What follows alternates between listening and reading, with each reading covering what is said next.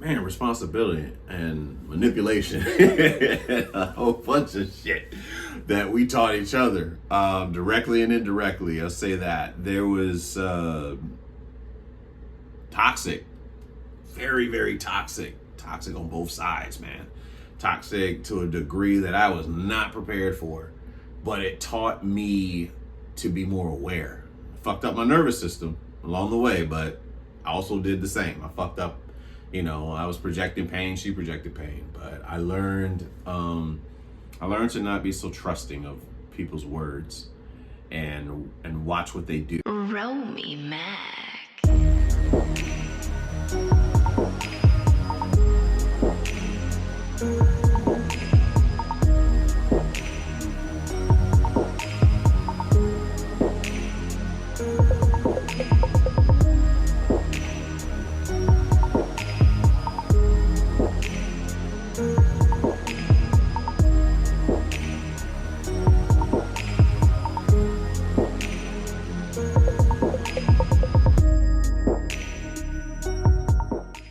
What are some of the moments you've experienced that you feel saved your life?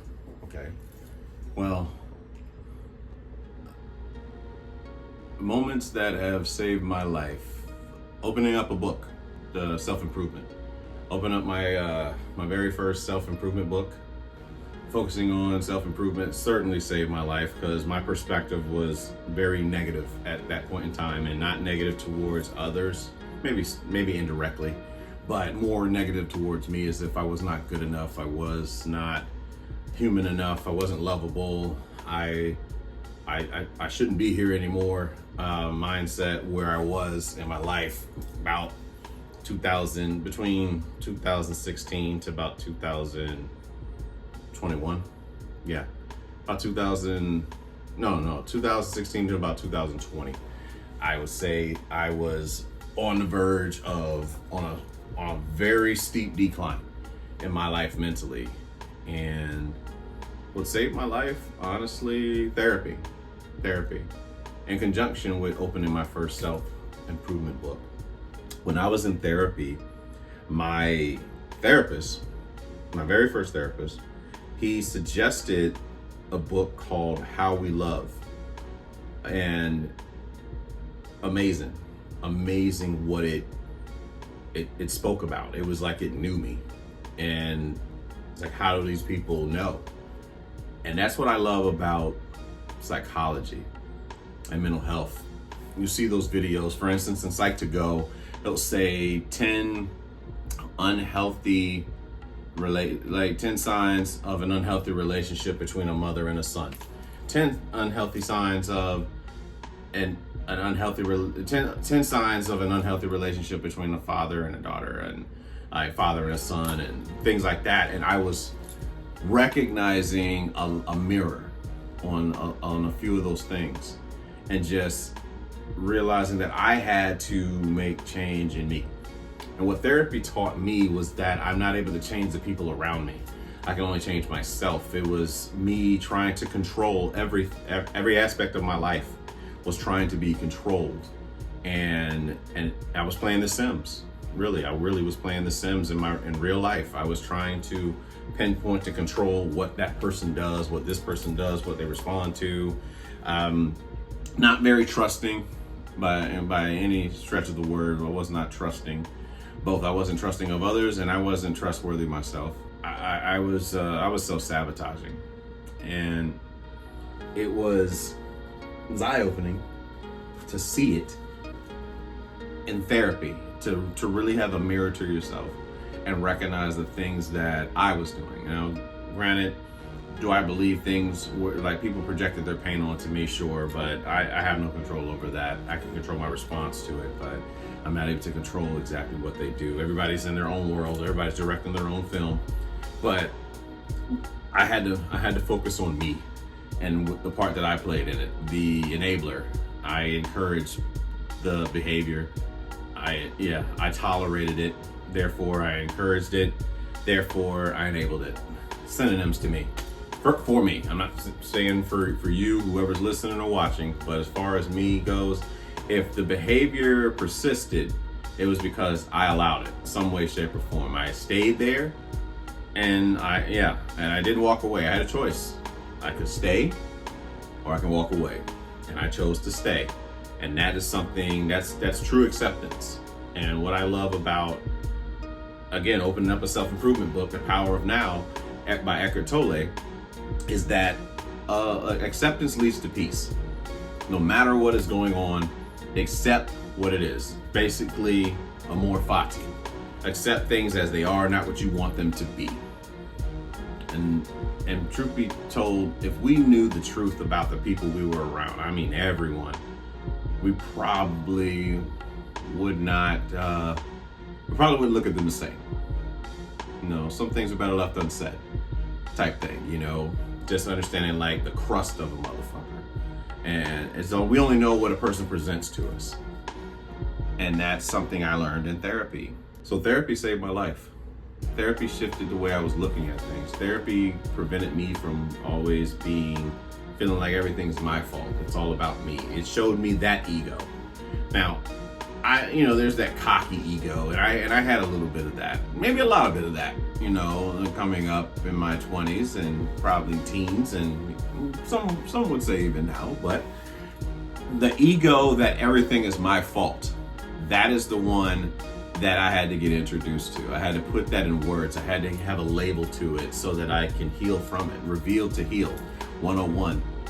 So in therapy, how it saved my life was it showed me that I was constantly in victim mode, and I was constantly believing everything was about me. Everything was my fault. The reason why these people that I love so much didn't want to come around me was something was wrong with me. And the reason why she did what she did when she was with me is because something about me. The reason why my friends didn't show up for me for this particular thing was because there was something wrong with me. Now, you obviously know me now for saying I don't believe in right and wrong. So perspective is what it was, and perspective is what needed to change. So I had to learn how to utilize perspective. Perspective is a lifesaver. So therapy, a lifesaver. Self-improvement, a lifesaver. Perspective is a lifesaver. For those of us who just feel like there's no hope for nothing, man. I'm not able to do anything right. When you're able to shift the perspective and understanding that everything happens for you. No matter what's going on, everything is happening for you. It's like if you knew what was ahead, you'd understand why you're going through what you're going through. But you have to wait until the movie out. You have to wait and see how the rest of the script goes. Don't get me wrong, you have your part in it. There are choices that you're gonna have to make, but trust and believe in God and His universe that you certainly have your story. You help write it, you also help carry it out. It sounds kind of spooky, spiritual, whatever you want to call it, but everything aligns. everything that's happening right now, you listening to this, the things that happened yesterday, the thing that happened that you were pretty pissed about, you were supposed to know. You needed to know so that you could make different choices going forward. And that's just sometimes that's a hard thing to accept. But again, acceptance leads to peace. Lifesavers. I've had people in my life save my life from a few things. I can say that. I'll go with my parents for sure. Lifesavers. For many things, they wanted to ensure that me, my brother, and eventually my daughter didn't grow up with a lot of the things that they grew up seeing, things that we know nothing about.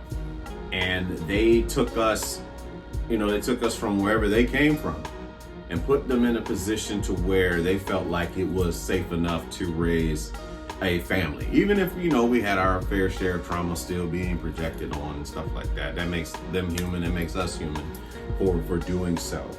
But they pulled us from what they believe was going to lead to a sense of danger. And I'm grateful, forever grateful. I say my father saved my life in a sense of that gift he gave me with music and comedy. Because of comedy, I didn't recognize a lot of the things that I was going through because I would just make a joke about it. And, that might have been a defense mechanism, of course, if you're trying to handle something serious. But the ability to use your pain and turn it around and be able to smile at the end of it is a gift. That is a gift, to take some of the darkest things that people may endure in their life and then turn it around and somehow it makes you smile. And yeah, between the music, the comedy, yeah, I was considered that like lifesavers. My mother getting me the hell out of Suffolk to have some form of life, because the path that I was on was not the spot, bro. It was not the spot. That's talked about in the previous episode. Quitting was my thing. I didn't really stick to shit. The military makes you stick with shit. You signed a contract, so you gotta abide by it. And that was the best thing that ever happened for me, because it gave me a chance to be in a position to meet some of the most colorful characters, most wonderful people that I would come around that influenced me, that additionally saved my life. I mean, that was the military. The Air Force was the first time I was away from my family. I'm talking about not a damn soul in sight.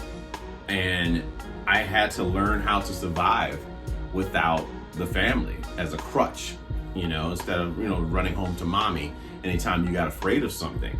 And me and my best friend joined forces, became a tandem, and then we got more people. And then before we knew it, we had created a family of our own amongst each other. And we saved each other from a lot of things, man. We went through some shit. We've been through some tough breakups. We've been through some challenging letdowns when it comes to failing tests in the military. We saw, we lost, we've had people pass away that we knew, and we got each other through that. So, I look at self-improvement, the introduction to self-improvement type knowledge, therapy, music, comedy, my parents, the list goes on. There's been so many things that I can say contributed to my life being saved in so many ways, man.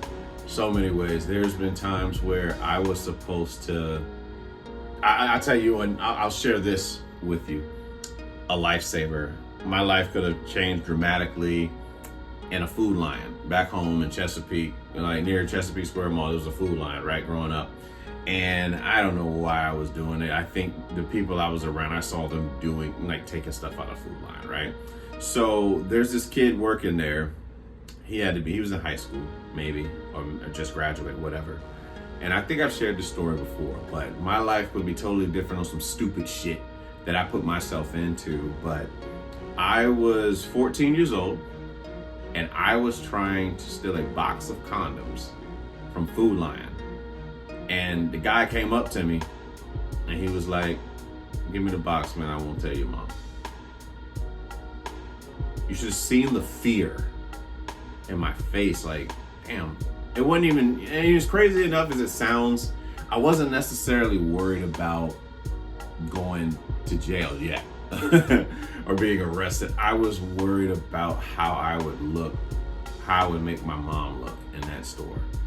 And it's, it seems so small, but in my mind, looking back, a lot of things could have changed for my life as far as the things that I was getting myself into over something dumb like condoms. I mean, if it's that bad, my parents could have got me some if needed, or get some from another kid in school. But just something that, to me, I look at that kid now, and I send him positive and healing energy to the past, because why?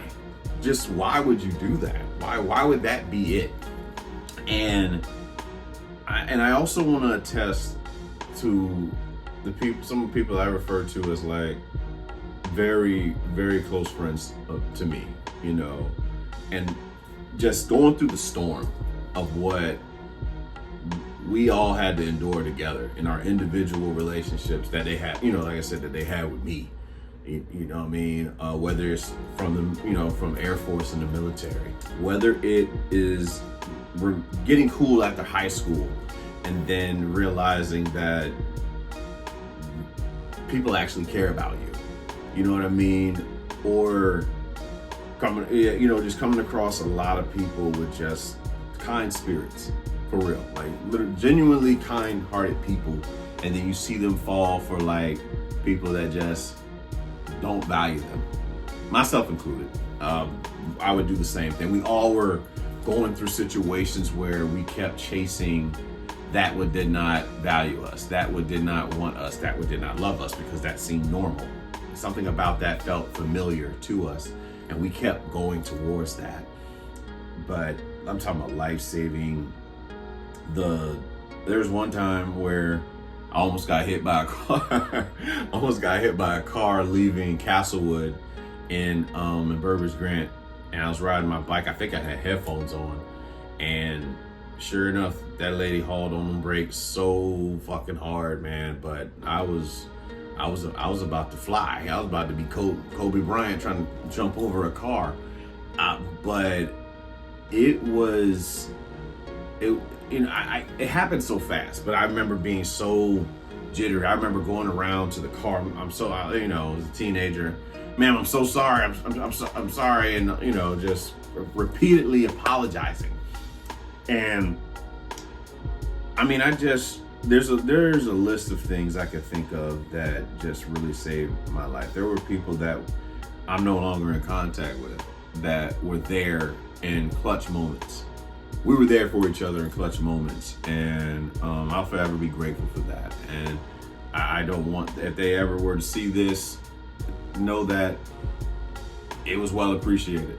The things that we got involved in, just being in contact for whatever time frame that was, to now not being in contact for whatever that reason is, but we got through. There's a lot, life-saving. I'd say becoming a parent too. I definitely didn't do. I know for sure, looking back, there's much more I could have done as a parent. But let me tell you, the seriousness of wanting to provide whatever your kid needs, it woke me up. And it scared me, but it scared me in a way that, like, I'm not able to, I can't be bullshitting about this. I have to be readily available whenever the call comes that my kid needs something. So I tell her quite often, frequently, and she watches this for sure. Let my daughter know that she saved my life. Honestly, she saved me and her mother's life. For where we were going in life at the time, just it made us grow up in many ways, right? It made us grow up and we grew up with her. You know, we grew up together, and still growing up for that matter. So many lifesavers, I can honestly say, that contributed to present day me. Teachers that cared, really, like a lot of teachers that really cared. You know, that's something that I do not believe people understand how impactful the profession of a teacher is. A counselor, they don't get paid enough. I say that again. You can make it a clip, whatever you want. Teachers do not get paid enough for what they have to endure, especially within the last 20 years with all the school shootings and just trying to give people an education so they can go out and be better. And then they have to protect, and they have to be willing, don't have to, but they're willing to sacrifice their bodies to save other people's kids. And they have kids, I'm sure. Some of them have kids themselves, but they're willing to risk their bodies for their kids. I don't think people understand how impactful that is, and to give shit to teachers about your kid because they know how manipulative their asses are. They see them all the time, you know. They see them more than we do. And that's the thing. My teachers, they looked out for me in a lot of ways. Lifesavers, for real. Lifesavers. The gems that were told to me back in 11th grade are now, you know, present and relevant in 2026. And I'm grateful to the teachers that helped me pay attention. Another lifesaver, man, Miss Anderson, right? I believe her name was Miss Anderson, right? Yeah, Miss Anderson. I say that because she taught me how to do home row, and that would become my job. You know what I mean? I remember her getting in our ass that one day because we were bullshitting in class. See, I think it was senior year. It was senior year, taking keyboarding, and I remember her yelling at us, just like, if you don't learn these computer skills, you are not gonna go far in life. And I would go to the Air Force, and I have to type shit. You know, you have to type so many words a minute. And Miss Anderson taught us that. And I think Miss Anderson had a little crush on me too. I would come by, she was like, "Hey, John." And I'm like, "All right, Miss Anderson." I think she was like 22. And I was turning 18. It's not like some 40-year-old woman is like hitting on a fucking 15-year-old or some shit that you see on TV all the time. But just being nice to the cute kid. That's what I believe. I believe it's being nice to the cute kid. But there was, man, the impact that Miss Anderson had, the impact that guidance counselors had, the impact that, hell, police officers that didn't give me that ticket because I did not have the money at that time. So, lifesavers. I remember being on a bridge, Chesapeake Square. Oh, no, I said Chesapeake Square. I remember being on the Chesapeake Bay Bridge. We were going to see my grandma. It's me, my mom, my brother, I think my daughter, and yeah, we're headed to my grandma's house in Salisbury. And I got pulled over because I was speeding on the bridge, and he saw that I was military because I think I had something on my car that was like something. I think it had Air Force, and then also the fact that I had on Raider gear. So being affiliated with the Raiders, and then I told him the truth. I'm actually a 49er fan. Shut the fuck up. But I ended up getting out of he just told me to slow down. There's been a lot of police officers that have saved my life. I can honestly say that. I know that cops also get a bad rep, especially against black people, but there are some out there that really do their fucking job, and like serving and protecting. And it's just giving a shout out to them and being grateful for the ones that take on that responsibility. But yeah, lifesavers, man. I'm not able to say enough.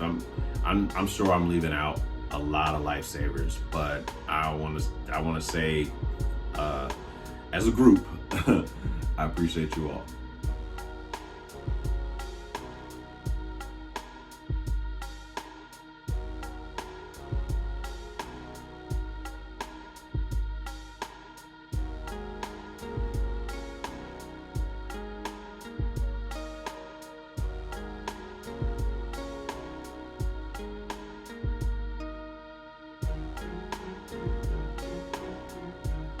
What are things that you've learned from a woman?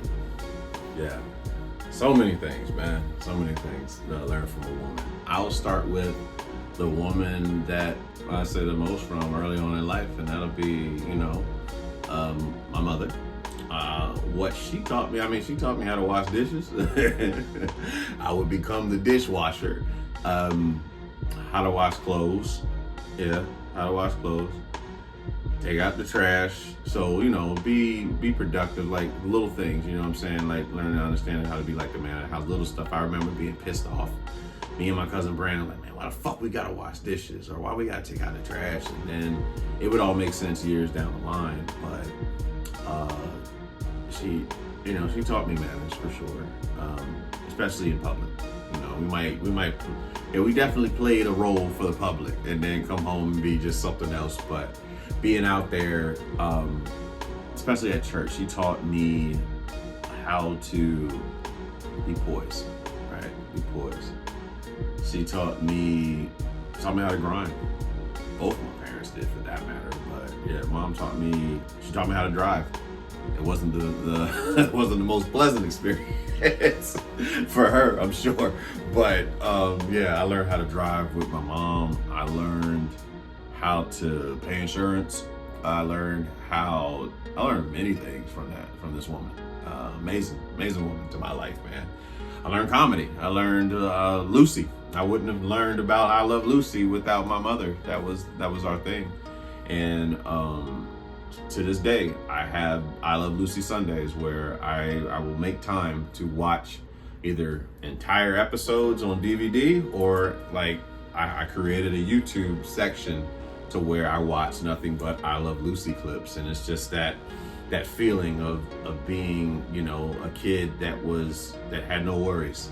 It's like a reset. It's a nervous system reset for myself, But I learned a lot, man. I learned a lot from my mother. I'm very grateful to her on many things, man. Just the lengths that she went for me coming up, no doubt. And the lengths that she's willing to go for, my kid and her siblings and, things like that, man. It's things that you don't really think about until you're older and, you don't make shit about you. But I'm talking about just trying to be there, trying to give kids opportunities that feel like they don't have shit. And I'm grateful to mom for doing that. So if you ever see this, mom, I love you, mommy.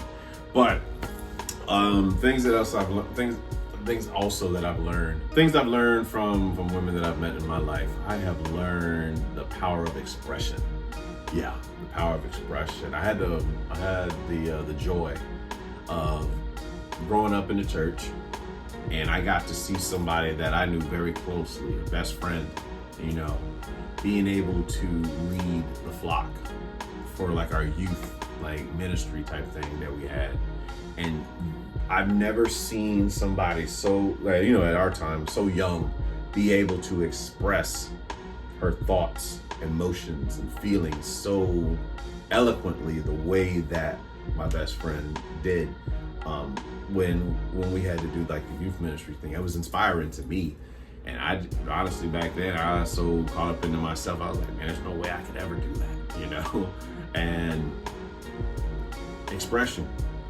And to this day, our conversations are like, you want to be there for those, Like if you're ever in a room with the two of us just having routine conversation, don't get me wrong, we'll kiki and joke a little bit, but for the most part, when we get to going with conversation, you want to be there for that, honestly, because I learned so much from her just as much as she learns, I say, from me. And I'm just grateful. I'm just grateful to have that connection with her. And I'll tell you, I love my sister dearly. I hear her so much. What else have I learned? Man, I learned I learned how to be responsible from some of the, I say in many different ways. They all had their way of doing shit, man. At least, they shared with me that I was able to pick up on. But I learned how to be more responsible, more aware. I learned how to learn, for that matter. indirectly or directly. I mean, I might have been trying to impress this woman, but it taught me how to learn. You know, I wanted to learn more, and then I became obsessed with the learning. So, I mean, yeah, I learned how to learn. That's what a woman taught me. A woman taught me how to be so obsessed with learning indirectly. You know, and she said, "Here, learn this." It was just like I was trying to impress her. So along the way, I learned how to learn. So yeah, I'm grateful for that too. I learned eel sauce when it comes to sushi, like eating sushi. I learned a girl I was dating put me on the sushi. Like, I believe her mom made it. You know, her mom made the sushi, and she came over to the apartment. This is when our representatives were meeting and shit was cool. But she brought sushi. You know, she was trying to make a good impression on me by bringing, fucking meals and shit. But sushi was brought, and she didn't tell me what the sauce was. She was just like, "Try it." I'm like, "Okay, cool. Thick ass soy sauce right here. That's what I think this is." And then once I ate it, then she was like, "It's eel sauce." And okay.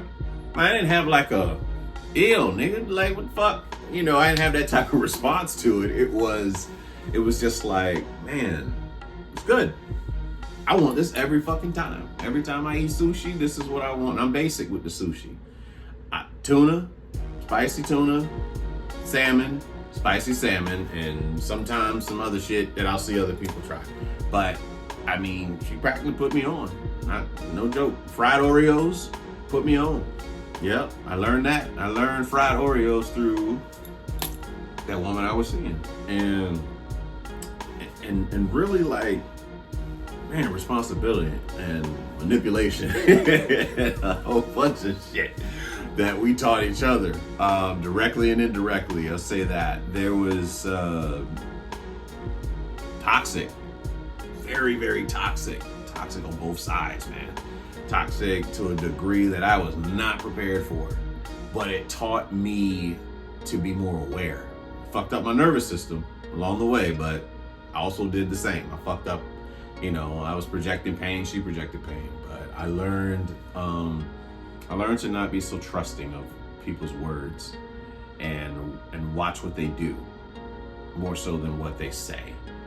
And that's I think that's more like a big thing for me. Like, you can try to gas me up all you want with "I love yous" and all that shit. And I'm not saying that I don't appreciate, when it's done, but I watch what the fuck you do.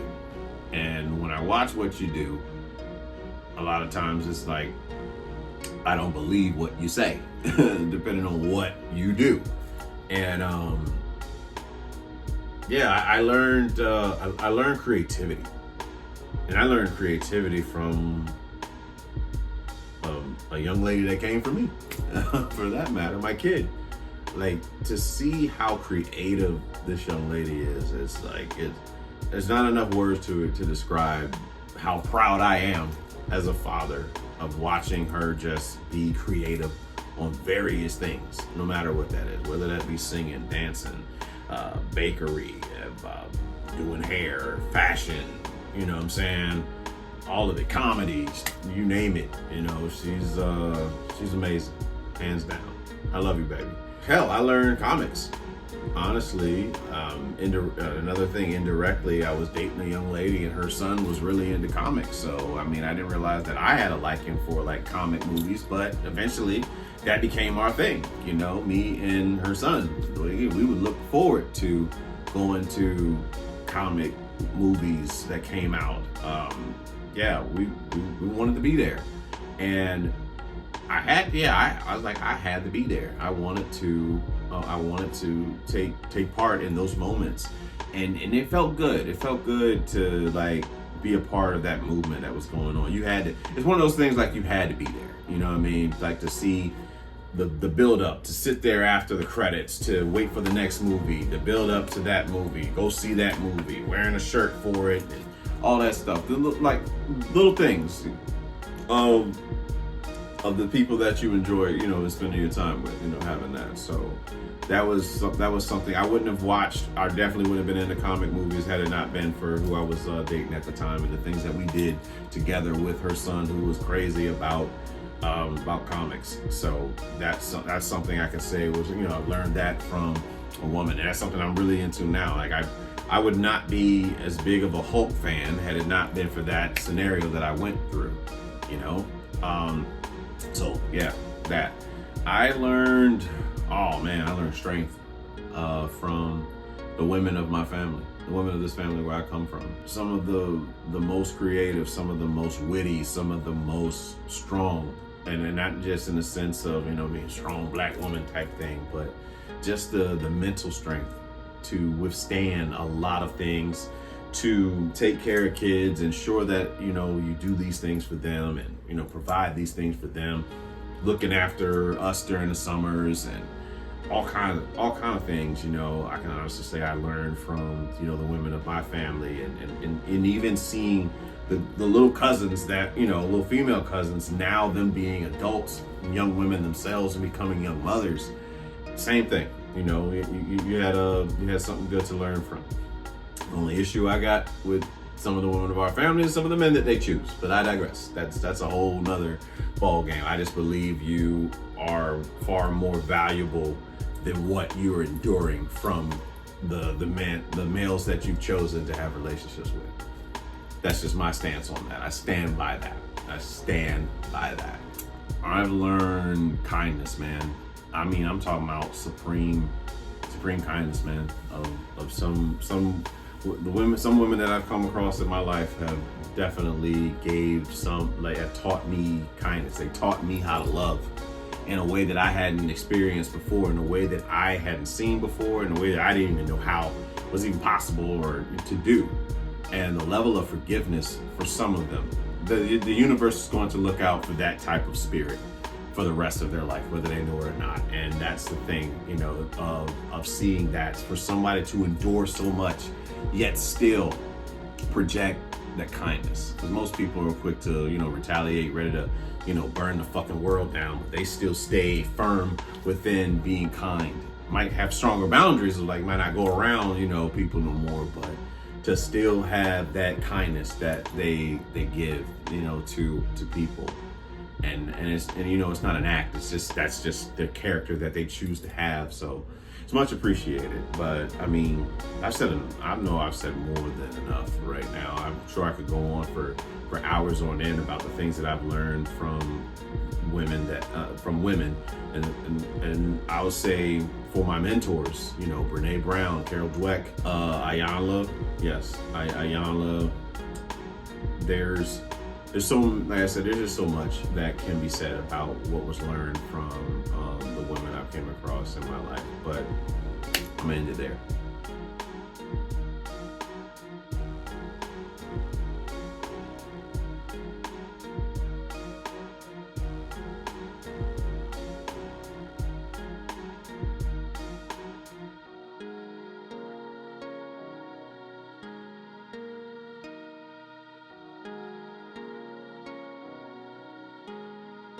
How are you and your family most alike? We are stubborn and we are funny. We all have our different styles of humor, but when it comes to being stubborn, we can, very much so. Very much stubborn and stuck in our ways on certain things. That's for damn certain. You know, it's like you love to hate it. Hate to love it, whatever you want to call it. But I'd say that we're most alike because of our stubbornness about things. Refusal to evolve on certain shit. Comedy though, we definitely connect through comedy, whether that is Christmas movies, whether that is TV shows, like old TV shows, and whether it is movies from the 90s, whether it is TV shows from the 90s and the early 2000s. We're very much, we love comedy. We're definitely stubborn. That is how I believe me and my family are very much alike.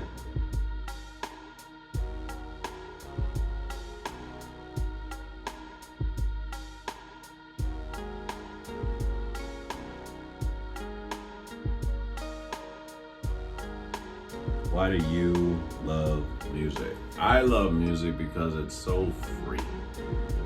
It can take you to different portals, whatever you're into. I know early on I wanted to be in boy bands. I wanted to be in boy bands. I wanted to definitely be in New Edition. I wanted to be in Jackson 5. I wanted to be in New Kids on the Block. I wanted to be in The Boys. I wanted to be in Perfect Gentlemen. If anybody remembers them, they had a hit called Ooh La La, and they had a hit called One More Chance. When we were in Cuba, all the little black boy bands that used to come on, like the Disney Channel and stuff, I wanted to be a part of that. Hell, I wanted to be a part of the Mickey Mouse Club because they sing. And I wanted to be a singer. I wanted to be a part of a band. It just seemed like cool. Alvin and the Chipmunks, I watched it because I wanted to be motherfucking Alvin. Let me sing, nigga. Let me be in the front. That's what I wanted to do. But the music just, it protected me. I felt safe listening to certain music. There were times where, talked about it before, where I go through like a childhood breakup with a girl or something in high school, middle school and high school. And all them little jams, the breakup records, just be sitting there moping around the house about some girl that you ain't even gonna care about in 10 years, maybe even 5. But that's what it was about, like you felt the lyrics. You thought you did, fucking 14 years old. What do you know about love at that age, as far as what you're allowed to do? Talk on the phone, walk to each other's classes, and maybe see each other at the movies after school. But for the most part, I wasn't able to be so intimate with the young lady that I would be seeing at that time. But the music really just takes you on a journey and takes you elsewhere. And when I really started to take off and go into different portals once I left my own home, because commonly in my house it was predominantly what I was allowed to play. So I really couldn't play rap because mom was in the church and all that cussing wasn't going to go down. So there was their R&B. I could listen to that. I could listen to their R&B. I could listen to modern R&B. So the likes of Usher, the likes of Mario in high school, the likes of Joe, the likes of Glenn Lewis and Blackstreet, TLC, Tony Braxton, just all kinds of, just Maxwell, Eric Benet, the Maya, Drew Hill, like Jodeci. These, I was able to play those now. Certain ones now, because Jodeci, Freaking You couldn't really be played because we talking about sex and shit. But like that music helped drift me away. It helped drift me away, man. So the R&B was played, the soul tracks that my father would play. I started to develop a liking for that, and the gospel for sure. I mean, my mom, of course, that's what it was, the gospel. So whenever I would go through something, I would have crying moments listening to Wow Gospel 98 or Wow Gospel 99. Me and my brother singing all these songs in the house that we would sometimes sing at church. But that's what it was. Musique, Soul Child, like you had to be there for when he came out. Being in high school, and remember riding on the bus, 103 Jams is playing on the bus, and hearing, I'm not trying to pressure you, just can't stop thinking about you. Like the entire bus, we all, at this point, his album was like impactful for us. And then eventually we stopped riding the bus because I think we were on the bus for that because that was 10th grade. I was about to lie.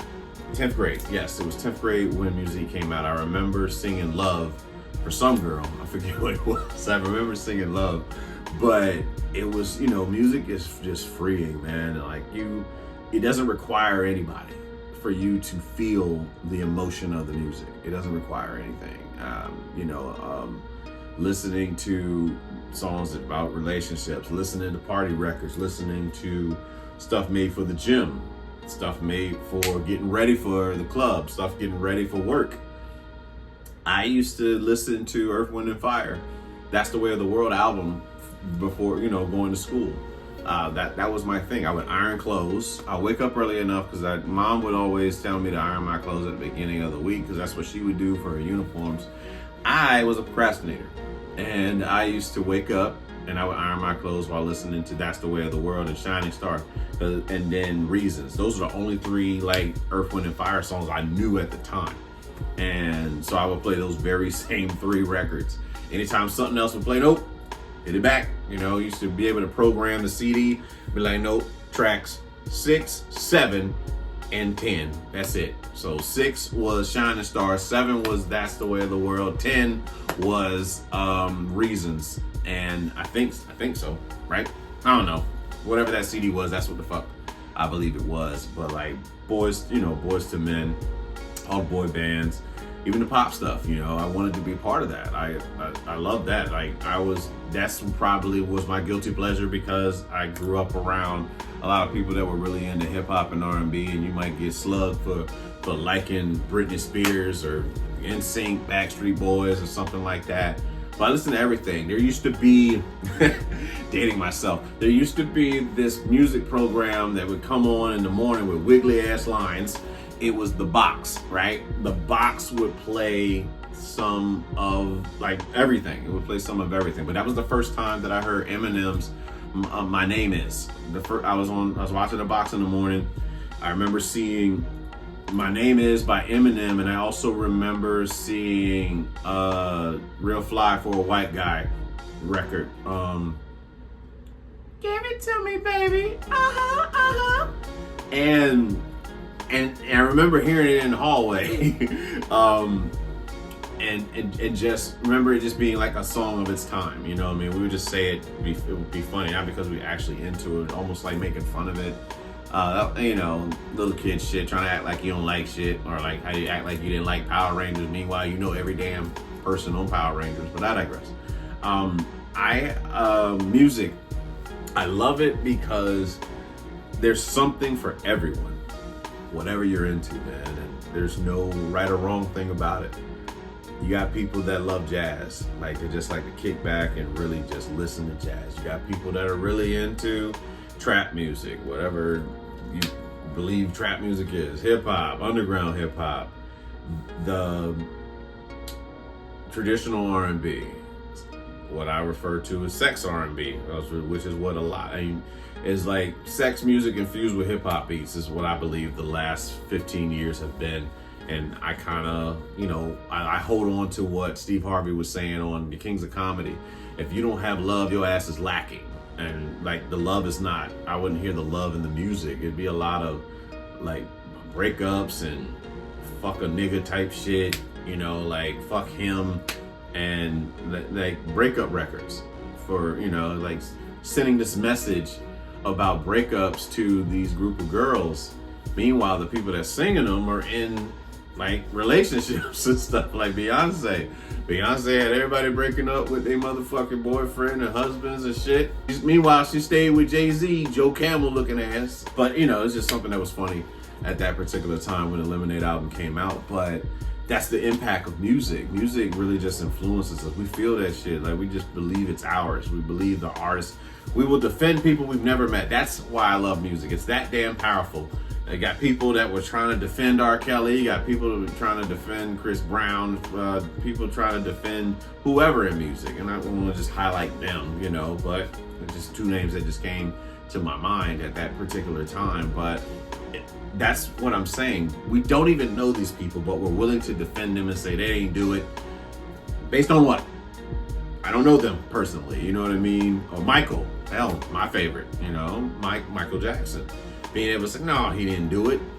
We don't know them personally, but because of what he did to human nature, yep, back in the day, I might have said, no, he didn't do it. I'm sure I did. I think me and Sergeant Miller, and at work one day, I think we got into it when Michael was on trial. I think this was in 2005, but back when Michael was on trial. And I remember him like just teasing and whatnot. I think I said, man, he ain't do it. How the fuck would I know?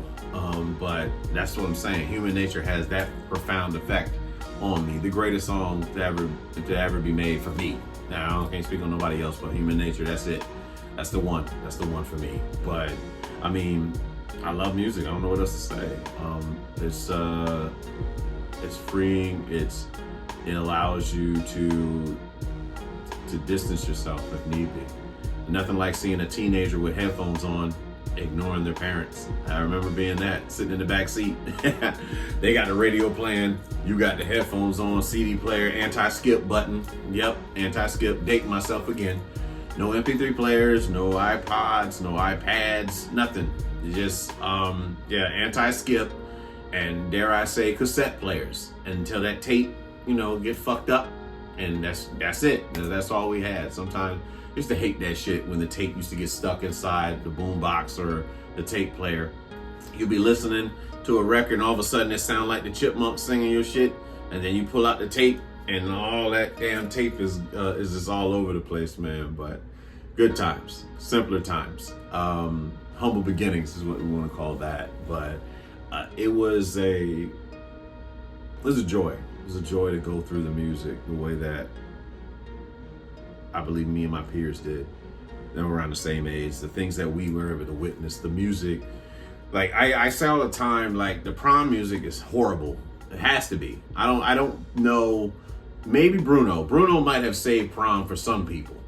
Cause Die With a Smile that's a great record. That's a great fucking record. I love that record. I prefer it in piano, but I love that record. And like I think about like the 90s. 90s had bomb ass prom music. Same with the 80s. But like I Can Love You Like That by All For One. I Swear by All For One. Like 90s Backstreet Boys, I'll Never Break Your Heart. Prom records, like I don't know what the prom music is for this generation. I can't imagine what is being played for the last song to remember this moment for the rest of our lives. But I'm getting on a tangent. Nevertheless, I love music. I love creating. I even loved creating music, but it's been amazing. I love listening to classical these days. I'm still a big fan of like the music that I came up with, R&B, soul, some hip hop for sure, the pop music for sure. Learning at different aspects of like dance music, EDM type shit, certain ones. Like David Guetta was a fave back in 2011. He reminded me a lot of Miami. It just felt like being in the city anytime I heard his album. What the fuck was the name of the album? I forget the name of the album. It's the one with Usher's Without You and Chris Brown's. It's a song with Chris Brown and will.i.am on it. But it's a good record. Only if I can only imagine. Yeah, if I can only imagine by Chris Brown and will.i.am. It's a great. I love that. I love that album. It's a great album to play. It makes time go by fast too. It's a dance. It's a dance album. But I just love music. I don't know what else to say. Some music I don't fuck with. Some music I really do fuck with, and that's the beauty of it. There's enough music to go around. I don't have to necessarily fit in with this group because they really like that shit. They don't gotta fit in with me because I really like that shit. But it's enough music to go around, and yeah, I love it. So on that note, we're out. I'm Romy Mac. This is Ask Rome. Good night, kids.